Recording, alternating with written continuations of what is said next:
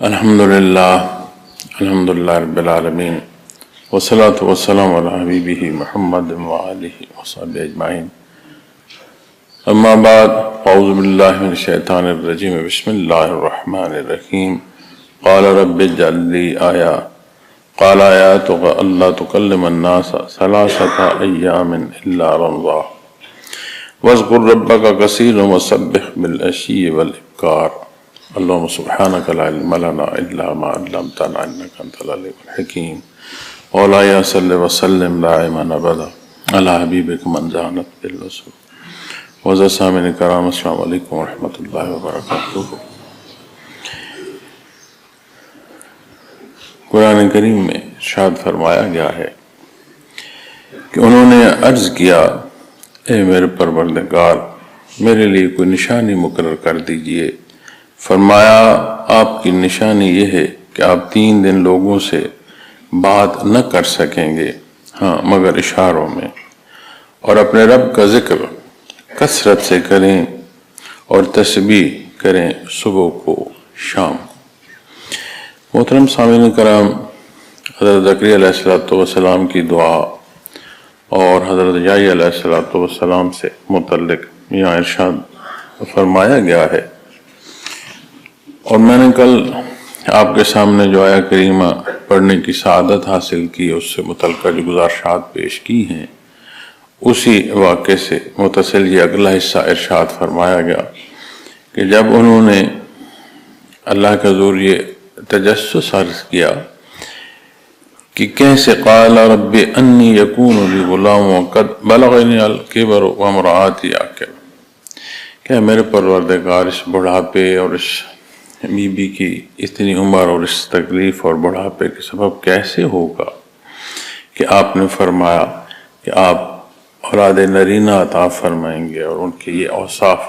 اب اللہ کا نبی ہے، اللہ کی نبی وہ ہستی ہوتی ہے جو مخلوق کو خالق سے آشنا کرنے کا سبب ہوتی ہے۔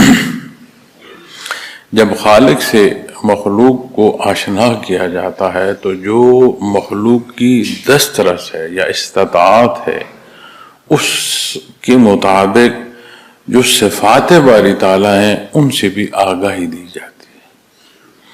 اب جب اللہ جل شانہ کا نبی اللہ کا حضور یہ پہلو عرض کرے گا تو یہ یقینی بات ہے کہ انہیں اللہ جل شانہ کی ذات اور صفات سے آگاہی ہے جس درجے کی اللہ نے عطا فرمائی۔ اب یہ وہ پہلو ہے جو مخلوق کی تعلیم سے متعلق ہے، تو یقیناً حضرت زکریا علیہ السلام اللہ کریم کی جو شان قدرت ہے اس کو جانتے ہیں، لیکن ایک تجسس ہے کہ یہ کیسے ہوگا اور یہ اس کا کیا سبب ہوگا، تو اللہ کریم نے ارشاد فرمایا قال كذلك الله يفعل ما يشاء۔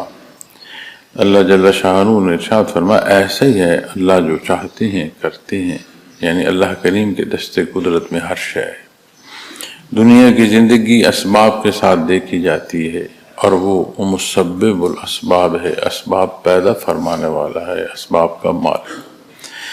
اور ایک پہلو اور عرض کرتا جاؤں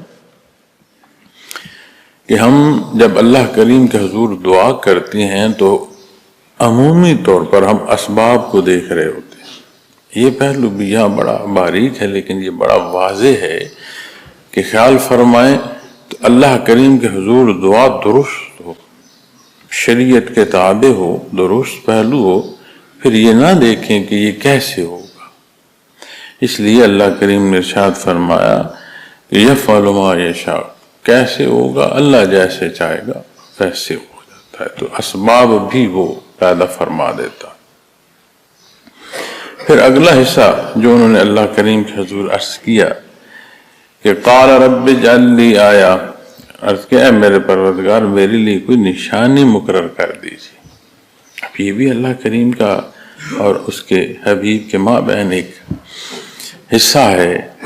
حضرت موسیٰ علیہ السلام پر جب وحی الہی نازل ہوئی کوہ طور پر، اور قرآن کریم وہ واقعہ بیان فرماتا ہے، اور جب آپ سے اللہ کریم نے عصا سے متعلق ارشاد فرمایا تو حضرت جی رحمۃ اللہ تعالی اکرم التفسیر میں اس واقعے پر جب تفسیر کرتے ہیں تو وہ بیان فرماتے ہیں کہ سادہ سا جواب تھا کہ یہ ایک چھڑی ہے یا ایک عصا ہے، لیکن حضرت موسیٰ علیہ السلام نے اس عصا سے لیے جانے والے جو امور ہیں وہ بھی بیان فرمایا، اور 2-3 حصے تو قرآن کریم نے بیان فرمایا، اور آیت کا اگلا حصہ جو ہے وہ یہ سمجھاتا ہے کہ اور بھی اس طرح کی باتیں انہوں نے اللہ کے حضور عرض کی، کہ جیسے پتے توڑتے ہیں، اس سے اپنی بکریوں کو سنبھالتے ہیں، ان کی خوراک کا بندوبست کرتے ہیں۔ تو حضرت فرماتے ہیں کہ وہ جو لذت کلام ہے اپنے اللہ کے حضور، وہ مزید بات پر مجبور کر دے۔ اللہ کریم کی عطا ہے، اللہ نے ارشاد فرما دیا، بات ختم۔ لیکن اللہ کا حبیب علیہ السلام پھر اللہ کے حضور بات فرما رہے ہیں، عرض کر رہے ہیں، کوئی نشانی مقرر فرما دیں، یہ اس کے اپنے کرم اور احسان ہے۔ تو اللہ جل شانہ نے یہ بات بھی پسند فرمائی، یہ پہلو بھی قبول فرمایا، اور فرمایا قال آیاتک اللہ تکلم الناس ثلاثۃ ایام الا رمضان، اور فرمایا کہ آپ کی نشانی یہ ہے کہ آپ 3 دن لوگوں سے بات نہ کر سکیں گے۔ اب یہ نہیں ہے کہ اس بات کی استطاعت وجود میں ختم ہوگی، وہ کلام کر نہیں سکتے، زبان ہے، وجود کی طاقت ہے، لیکن قوت گوئی نہیں ہوگی، آپ بات نہیں کر سکیں گے الا رمضان، ہاں مگر اشاروں کناروں سے۔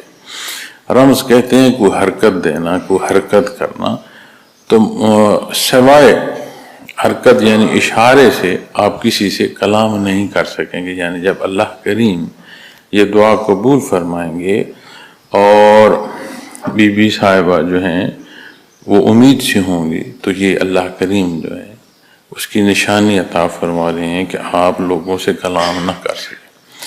پھر جب سابقہ احکامات دین سے متعلق ہیں، وہاں خاموشی کے پہلوؤں میں بھی بات ملتی ہے، اور اس جگہ اور اس حصے میں بھی حضرت رحمۃ اللہ تعالیٰ علیہ نے بڑے خوبصورت پہلو جو ہیں وہ تحریر فرمائے ہیں اور ارشاد فرمائے ہیں کہ یہ جو کم کلام ہے یہ بھی وہ حصہ ہے جو مخلوق سے قطع تعلق کر رہا ہے، لیکن جب بات اگلے حصے میں ذکر کی نسبت سے آتی ہے کہ اللہ کا، اپنے رب کا کثرت سے ذکر کریں، کثرت سے اسے یاد فرمائیں، تو وہ فرماتی ہیں کہ جب اس طرف عمل کثیر آئے گا اللہ کی یاد کی نسبت اور مخلوق سے قطع تعلقی آئے گی، تو پھر متوجہ اللہ جو ہونا ہے اس میں اور جو ہے وہ قوت پیدا ہو جائے گی۔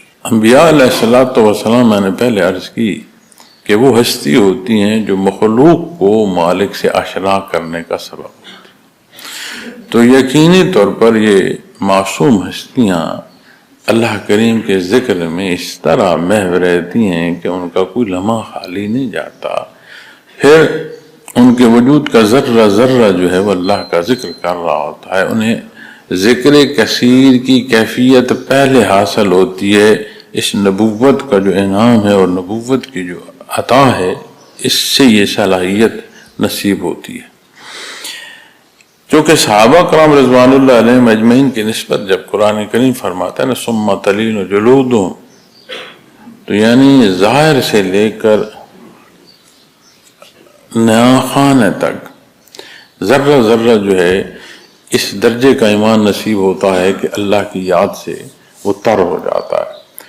اب صحابہ کرام رضوان اللہ علیہم اجمعین غیر انبیاء معیت محمد رسول اللہ صلی اللہ علیہ وسلم سے اس درجے کا ایمان نصیب ہو، اور جو ہستی جماعت انبیاء میں سے ہے پھر ان کا مقام کیا ہوگا، اللہ کی یاد کس درجے کی ہوگی، کس درجے کی وہ ہمہ وقت کیفیت ہوگی، یہ کوئی الفاظ نہیں میسر کہ بندہ الفاظ میں بیان کر سکے، اور غیر نبی اس کیفیت کو اس درجے کا سمجھ بھی نہیں سکتا، کیونکہ یہ مقام اللہ کی مقرب ہستیوں کا ہے، وہ جانے اور ان کا اللہ جانے۔ لیکن اس تمام کے باوجود جو کیفیت یا جو سبق یا جو رہنمائی ہمیں نصیب ہو رہی ہے وہ یہ ہے کہ جس نسبت سے بندہ اللہ جل شانہ کی طرف رغبت اختیار کرتا ہے، اس کی یاد سے وابستگی اختیار کرتا ہے، اتنا ہی معمولات دنیا میں کم ہو تو اس کے لیے زیادہ بہتر ہے۔ اب یہاں میں یہ نہیں کہہ رہا کہ ضروریات دنیا چھوڑ دی جائے۔ ہماری زندگی میں بے شمار ایسا کلام ہے کہ جو اگر کلام نہ کیا جائے تو شاید زیادہ بہتر ہوتا ہے۔ اتنا فضول کلام ہوتا ہے، اتنا زائد ضرورت کلام ہوتا ہے کہ شاید وہ جو اتنی زیادہ کلام ہے وہ ہمارے تعلقات پر اثر کر رہی ہوتی ہے، اور ہماری جو اپنی ذات ہے اس کی کمزوری یہاں کر رہی ہوتی ہے۔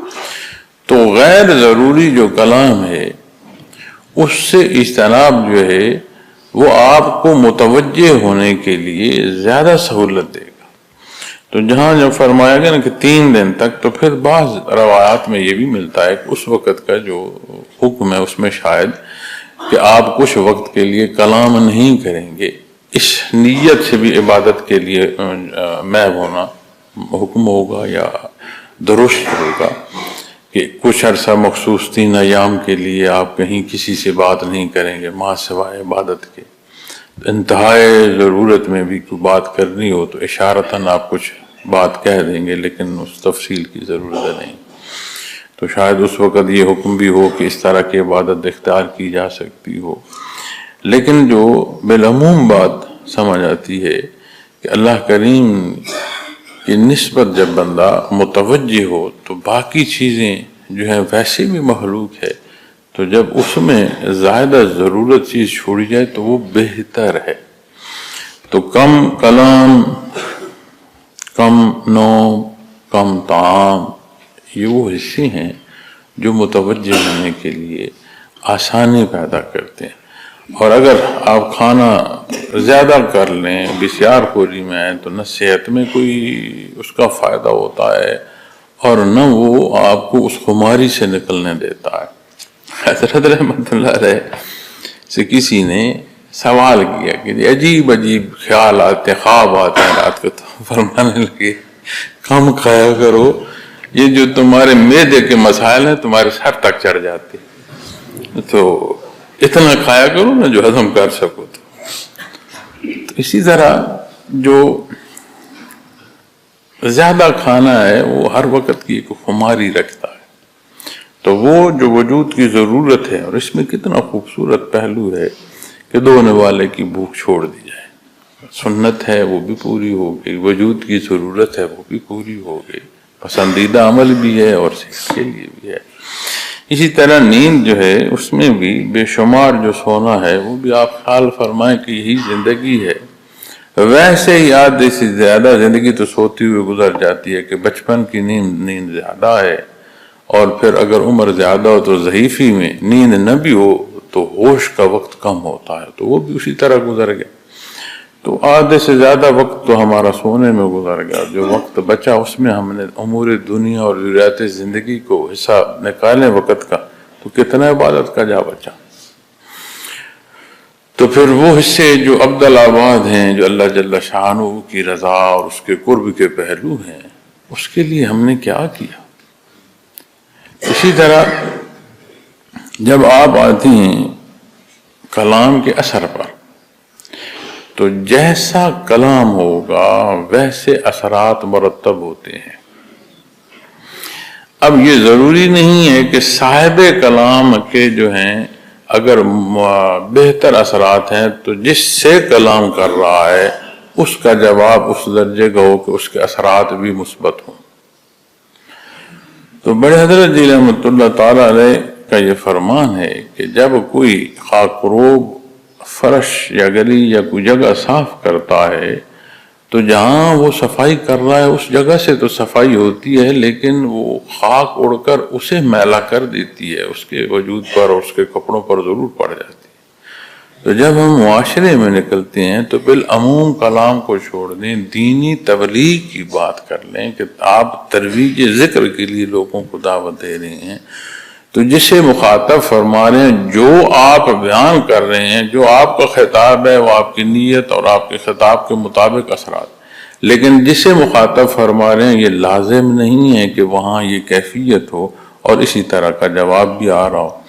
تو جب وہاں کا جواباً کلام آئے گا تو جس طرح کا اس کا قلب ہے اس طرح کے اثرات کلام کے ساتھ بھی ہوں تو بھی اثر انداز ہوتے ہیں۔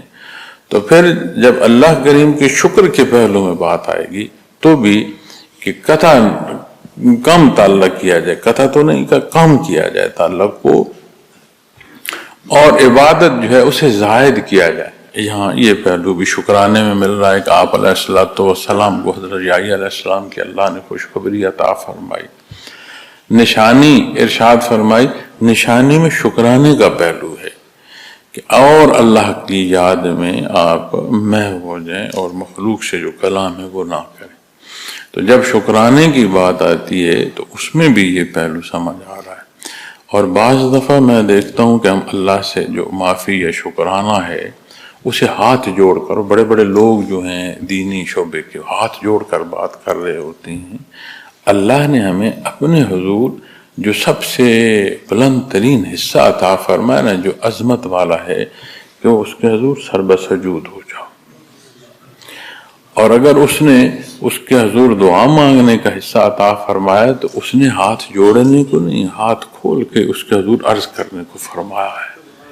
تو یہ اس رواج کو جو یہاں ہمارے گرد و پیش ایک ہندوازم کا رواج ہے اس کو لے کر اس پہلو کو اختیار نہ کیا جائے، وہ پہلو دیکھا جائے جو قرآن کریم تعلیم دیتا ہے، جس کی تربیت نبی کریم صلی اللہ علیہ وسلم نے دی ہے کہ جب اللہ کے حضور توبہ کر رہے ہو تو اس کے حضور ہاتھ کھول کر مانگنا، اس کے حضور رکوع سجود جو ہیں وہ بیان فرمائے گئے ہیں، اور استغفار دانستہ اور نادانستہ ہر حصے کی صفائی کے لیے استغفار کا فرمایا گیا ہے۔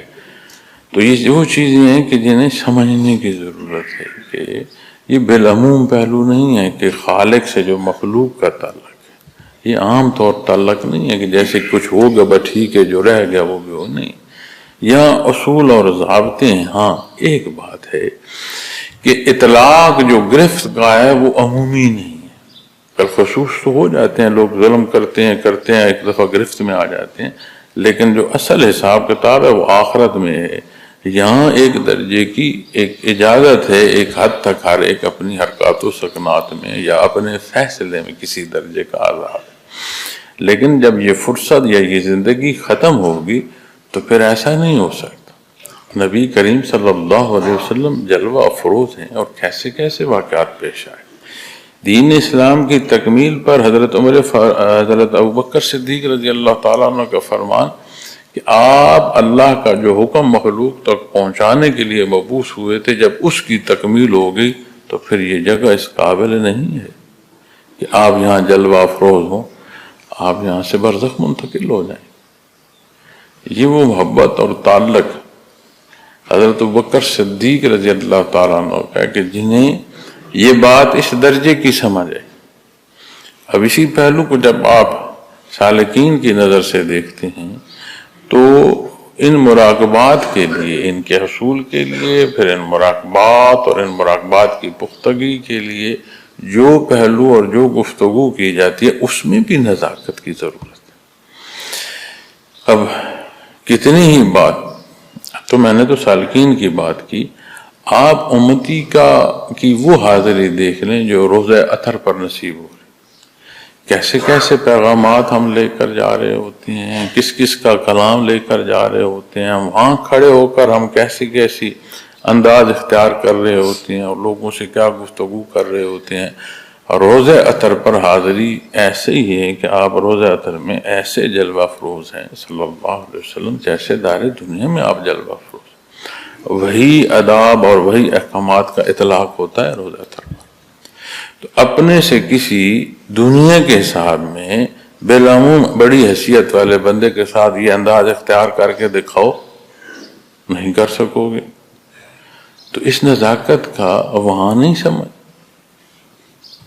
کہ جہاں قرآن فرماتا لا ترفعوا اصواتکم فوق صوت النبی، وہاں نہیں سمجھ آتا۔ تو یہ جو حصے ہیں نزاکت کے، ان کا انتہا درجے کا خیال رکھنے کی ضرورت ہوتی ہے۔ تو یہاں جو جسے سبق نصیب ہوتا ہے کہ وہ سیر کعبہ سے آگے مسجد نبوی کے اسباق تک پہنچتا ہے، یا پھر جسے فناء الرسول نصیب ہوتی ہے، یہ انتہائی نازک حصے ہیں، یا وہ اصول کے اس حضوری اور اس حاضری کے ساتھ وہ ضابطے نہیں ہوں گے۔ تو جو ان نزاکت کا یا ان پہلوؤں کا خیال نہیں رکھے گا تو یہ تھوڑا سا وقت ہے۔ ہاں، جو حصہ آپ صلی اللہ علیہ وسلم کی ذات کی نسبت ہے، دنیا تمام ہوگی۔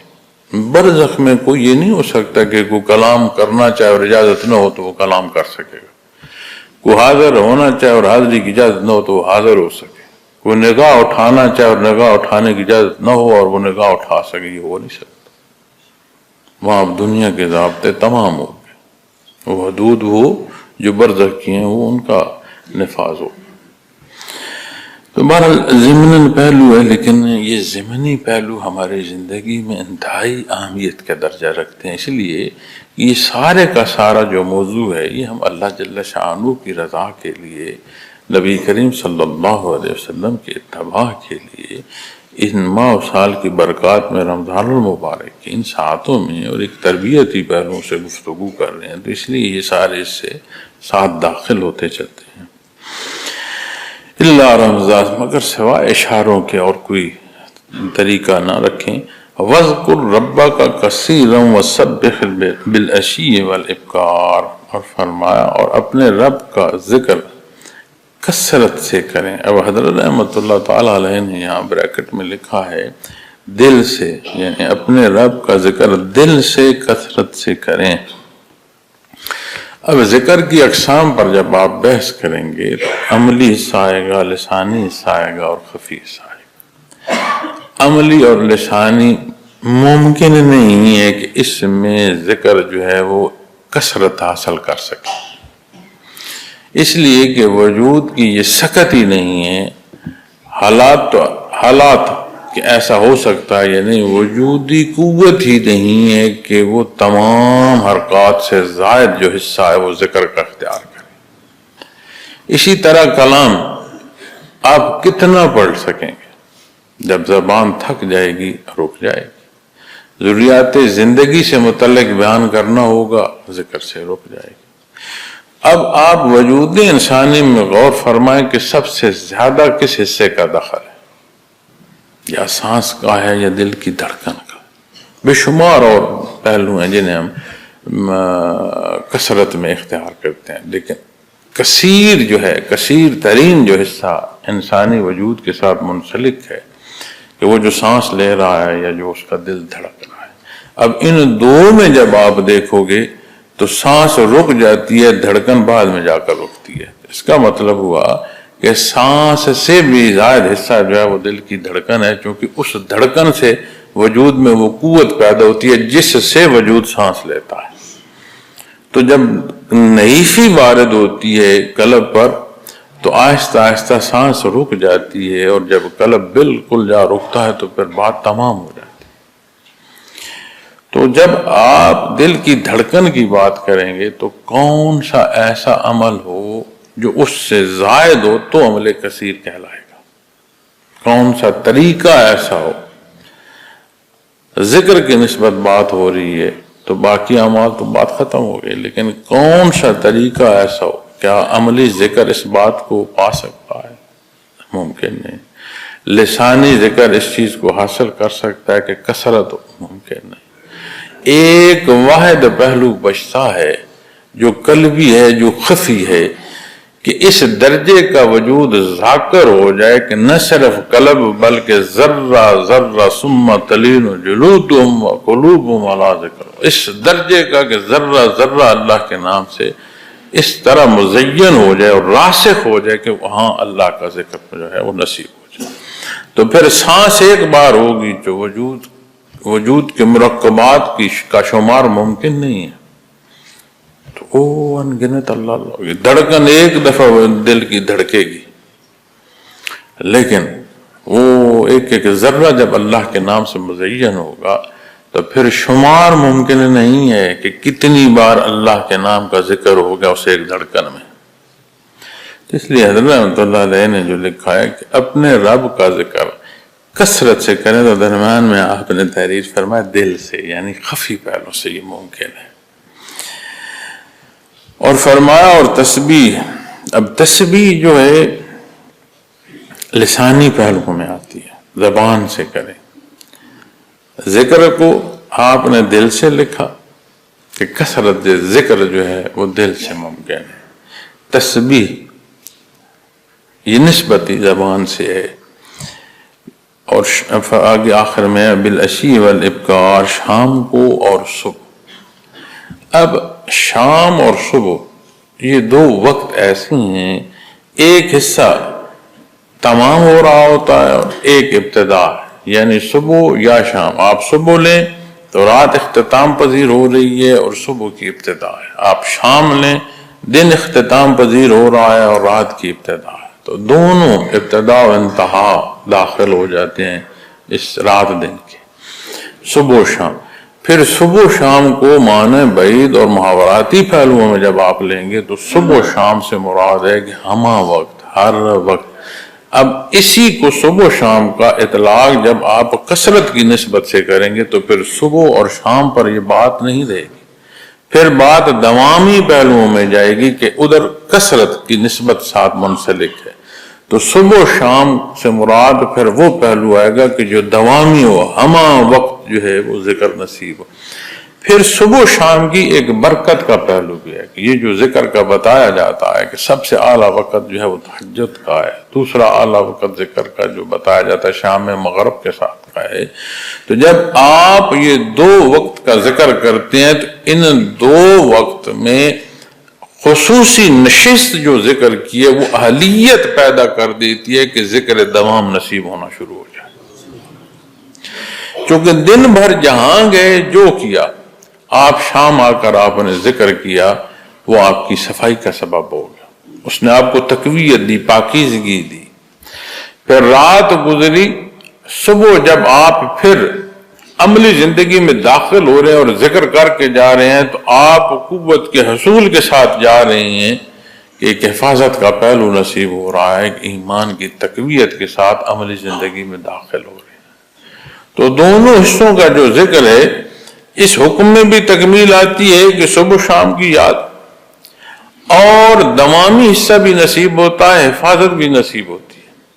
وَلَا تَكُن مِّنَ الْغَافِلِينَ، دوسری جگہ ارشاد فرماؤ خیال رکھنا غافلوں پہ سے نہ ہو جا. وہاں بھی صبح و شام بیان فرمایا گیا ہے، بلکہ اس آیا کریمہ میں تو جو طریقہ ذکر ہے وہ بھی پورا جو ہے ارشاد فرمایا گیا ہے.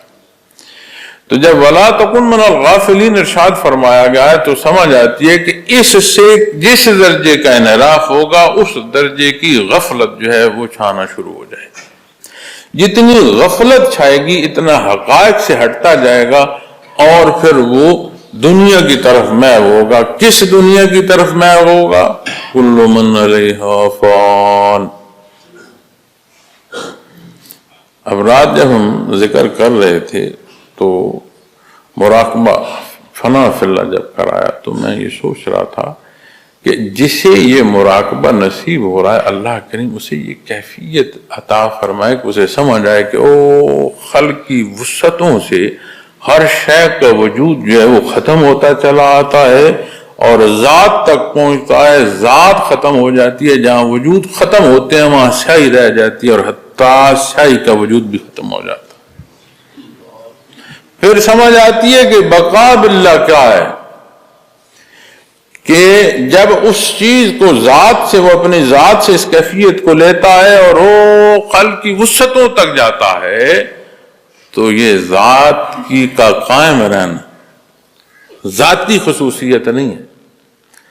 یہ اللہ جل شانہ کی ذات جو ہے وہ قائم بالذات ہے. باقی کیا ہے؟ اس کے قائم رکھنے سے ہر شے کا وجود. تو محترم سامعین کرام جب غفلت وارد ہوگی تو یہ حقائق اوجھل ہونا شروع ہو جائیں گے. جیسے نگاہ کمزور ہوتی ہے اس طرح بصیرت یہ بھی تو ایک دیکھنا ہے نا، کمزور ہونا شروع ہو جائے گی. پھر کدھر میب ہونا شروع ہو جائے گی جس کا وجود سیاہی کا بھی نہیں رہتا. جو ہے اس لیے ہے کہ اللہ نے اسے ہونا عطا فرمایا اور اللہ نے اس کا وقت مقرر فرمایا، اسے دوام نہیں ہے۔ کل من علیہا فان، ہر شے نے جو ہے وہ فنا ہونا ہے، پھر جس نے فنا ہونا ہے اس سے جو وابستگی ہوگی اسے دوام کیسے ہوگا؟ تو جب اللہ کریم کی یاد سے وابستگی نصیب ہوگی تو یہ عارضی تعلقات نہیں، وہ پہلو اور بندگی نصیب ہوگی کہ جو مقصد حیات ہے اور جو عبدالآباد ہے۔ اب چاہے جائے کہ ہم اذکار کا شمار اپنی نسبت کریں کہ میرے یہ مقامات، میرے یہ مناظر، اور چاہے یہ نصیب ہو جو حقیقت ہے، اللہ کریم کی رضا نصیب ہو، اس کا قرب نصیب ہو، بہت بڑی بات ہے، بہت بڑا انعام۔ خالق کی رضا فوز و نظیم قرآن فرماتا ہے، اور اس کا قرب نصیب ہو، سبحان اللہ۔ بڑے حضرت رحمۃ اللہ تعالی علیہ فرماتے ہیں، میں ایک بیان سن رہا تھا، آپ فرما رہے تھے کہ یہ جو مراقبہ، یہ جو لطائف و مراقبات، یہ جو اسباق بتائے نا، فرمایا یہی راستہ ہے، اس سے ادھر ادھر ہٹو گے کوئی حاصل نہیں، حاصل کرنا ہے اس راستے پر محنت کرو۔ تو غالباً پنجابی میں فرما رہے تھے، لیکن آپ کے فرمان کا جو ہے مفہوم عالی یہی تھا۔ تو کوشش فرمائیں کہ اللہ کریم نے توفیق عطا فرمائی، منسلک فرمایا، مضبوط ذکر کریں، ادھر ادھر سوچنے کی ضرورت نہیں ہے۔ ہمارے لیے تحریر اور بیان بالکل تا سے بھی زیادہ واضح جو ہے وہ موجود ہے۔ جو کہا جا رہا ہے، جیسا کہا جا رہا ہے، اسے اختیار کریں۔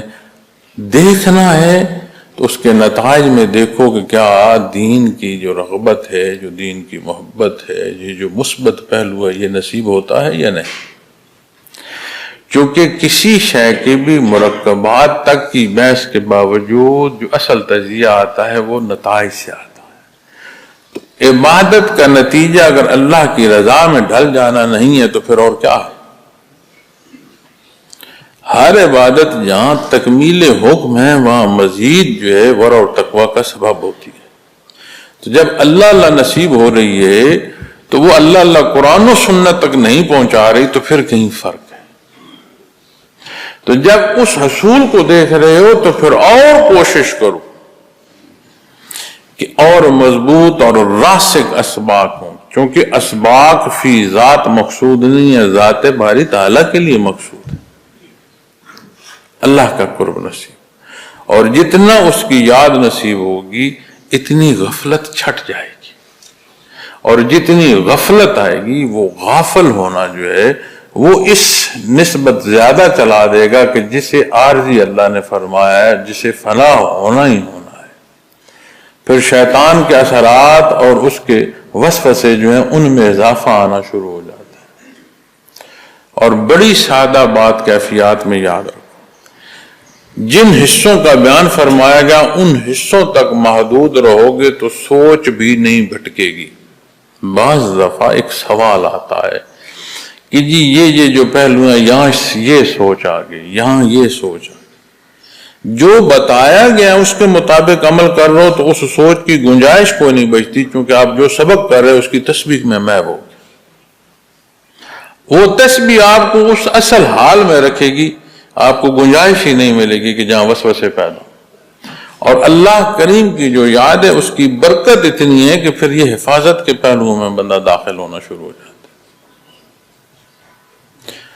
اپنی سوچ اور اپنے عمل کو پرکھتے رہو، دیکھتے رہو۔ قرآن و سنت وہ ترازو ہے کہ جس میں اور کسی وضاحت کی ضرورت نہیں ہے۔ اپنی سوچ کو ٹٹولا کرو کہ میں جو سوچ رہا ہوں یا جو میں عمل کر رہا ہوں اس کے پیچھے نیت کیا ہے، محرکات دیکھا کرو۔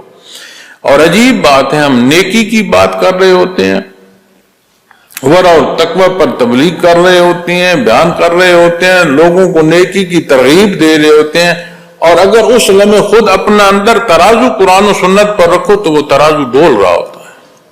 کیوں ایسا ہے؟ اس لیے کہ ہم یہ چاہتے ہیں کہ مجھے نیک سمجھا جائے، ہم یہ چاہتے ہیں کہ میں بڑا درس دے رہا ہوں، میں بڑا بزرگ ہوں۔ جب یہ چاہو گے اور حقیقت نہیں ہوگی تو ترازو کیسے برابر ہو؟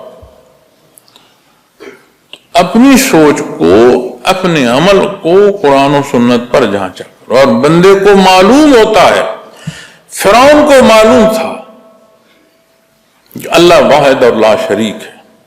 ابو جہل مانتا تھا کہ محمد الرسول اللہ صلی اللہ علیہ وسلم اللہ کے سچے نبی اور رسول ہیں، انکار کس لیے کرتے تھے؟ اپنی انا کے لیے، اپنی ذات کے لیے، مقابل آنے کے لیے۔ معلوم دونوں کو تھا، انا اور تکبر ڈبو دیتی ہے۔ کیا موذی شیطان کو نہیں معلوم تھا جو فرشتوں میں بیٹھا عبادت کر رہا؟ کس بات پر مارا گیا؟ ذات کے ذوم میں مارا گیا۔ تو جب قرآن و سنت کو لاؤ گے اور اس ترازو کو، اس کا اطلاق کرو گے تو پھر ذات رد ہو جائے گی۔ اگر ذات ہوگی تو وہ ترازو ڈول جائے گا، سمجھ آ جائے گا۔ تو ساری باتوں کی ایک بات یہ جو فرمایا گیا ہے نا، وَاذْكُرْ رَبَّكَ كَثِيرًا وَسَبِّحْ بِالْعَشِيِّ وَالْإِبْكَارِ۔ سوچنے بحث کی کسی پہلو کی ضرورت نہیں ہے، اپنے اللہ کی یاد سے وابستہ اس طرح ہو جاؤ کہ اسے کثرت حاصل ہو ذکر۔ جب ذکر عمل کثیر میں ہوگا، یہ باقی وہ پہلو ہیں جو از خود جو ہے نصیب ہونا شروع ہو جاتے ہیں۔ اللہ کریم کی رضا کے ساتھ یہ پہلو پھر نصیب ہونا شروع ہو جاتے ہیں کہ بندہ ان اعمال کو پسند کرتا ہے۔ بخاری شریف کی حدیث شریف میں نہیں فرمایا نبی صلی اللہ علیہ وسلم کہ بخاری میں بیان کہ فرائض کی تکمیل کے بعد بندہ اللہ کی ذات کے لیے جو نفلی عبادات اور محنت اور مجاہدہ کرتا ہے، اس کا حصول کیا؟ اللہ کریم ایمان کا یہ درجہ عطا فرمائے کہ اللہ کریم کا جو حکم اور اس کی پسند ہے اس میں ہماری زندگیاں بسر ہوں۔ ہم بڑے کمزور اور بڑے گناہگار لوگ ہیں، اللہ کریم ہماری حفاظت فرمائے، اور یہ زندگی اور اس کی ضروریات میں بھی اللہ کریم اپنا فضل جو ہے وہ شامل حال رکھے۔ جانا ہے دنیا سے، رہنا بھی مشکل ہے اور یہاں سے جانا بھی آسان نہیں ہے۔ اب واقعات جو بیان کیے جاتے ہیں وہ تربیتی پہلوؤں میں بھی ہوتے ہیں، اور کئی اسرائیلیات کے ایسے واقعات آ جاتے ہیں کہ جو تربیتی پہلوؤں میں تو بیان ہوتے ہیں لیکن ان کے اتھینٹسٹی پر بات نہیں۔ اب سورہ بقرہ میں جس انسان کے قتل کی بات ہوئی کہ یہ گوشت کا ٹکڑا اسے لگائیں اور وہ بتا دے، ایک روایت میں یہ بھی ملتا ہے کہ حضرت موسیٰ علیہ السلام نے اس سے پوچھا کہ اگر تو رہنا چاہتا ہے تو انہوں نے تو قتل کیا، تو جو تیری زندگی اللہ نے مقرر فرمائی تھی تو اس تک تو رہ لے۔ تو اس نے عرض کیا کہ پھر موت آئے گی؟ موت تو آئے گی، اگر پھر جو ایک دفعہ موت سے گزروں وہی کافی۔ تو ویسے جو اس نازک حصے سے گزرنا ہے، اس میں جو قرآن کریم میں بیان فرمایا گیا ہے، جو واضح حصے حدیث شریف میں بیان فرمائے گئے، جو سکرات الموت بیان فرمائی گئے، تو کس نے نہیں اس سے گزرنا؟ ہم سب نے اس سے گزرنا۔ اور کیسا نازک حصہ ہے، پھر کس نے پل صراط سے نہیں گزرنا؟ پھر اتنے مبارک ساعتیں ہوں، اللہ کریم کا کلام ہو، نبی کریم صلی اللہ علیہ وسلم کے ارشادات اور آپ کی سنت، امور عادیہ تک ہمارے پاس موجود ہوں، اور پھر ہم ڈگمگا رہے ہوں، تو پھر کیا ہے؟ تو یہ جو کثرت ذکر ہے یہ ہوش بھی دے گی، یہ اپنا جو جائزہ ہے اس کی اہلیت بھی دے گی، اور جو اللہ کریم کی حفاظت ہے ان کے اس پہلوؤں سے بھی یہ حصے نصیب ہوں گے، اور وہ وساوس جو شیطان کے ہیں، نفس کے ہیں، گرد و پیش کے حالات کے، اللہ ان سے بھی حفاظت فرمایا۔ لیکن یہ وابستگی، اسے تو ہم پختہ اور خالص کریں۔ تو صبح و شام کے ذکر کی بے شمار فضیلت ہے، اور اللہ اپنے نبی علیہ السلام کو بیان فرما رہے ہیں، اور شکرانے کے پہلو میں بیان فرما رہے ہیں، اور انہیں بیان فرما رہے ہیں جو حضرت فرماتے ہیں کہ یہ ذکر گر ہستیاں ہوتی ہیں، ان کے وجود ذکر گر ہوتی ہیں، ان کی نگاہ ذکر گر ہوتی ہے، یہ جس فضا کو دیکھیں وہ فضا ذکر میں شامل ہو جاتی ہے، یہ جو جوتا زیب تن فرمائیں، جو پاؤں مبارک جس جوتے کو نصیب ہو وہ جوتے کا ذرہ ذرہ ذاکر ہو جاتا ہے، زمین کے زراعت جہاں نظر پڑے، جہاں وجود مس کرے، ایک ایک حصہ ذاکر ہو جاتا ہے۔ یہ وہ وجود مبارک وجود ہیں جو ذکر گھر ہیں، جس نسبت سے بھی کہیں کسی طرف ان کا تعلق نصیب ہوتا ہے وہاں وہ شے وہ مخلوق ذکر سے تر ہونا شروع ہو جاتی ہے، انہیں فرمایا جا رہا ہے۔ تو آپ غور فرمائیں کہ اس کی کس درجے کی اہمیت ہے۔ اللہ کریم ہماری کمی بیشی معاف فرمائے، اپنا نام لینے کی اور کثرت سے ذکر کی توفیق عطا فرمائے۔ وآخر دعوانا الحمدللہ رب العالمین۔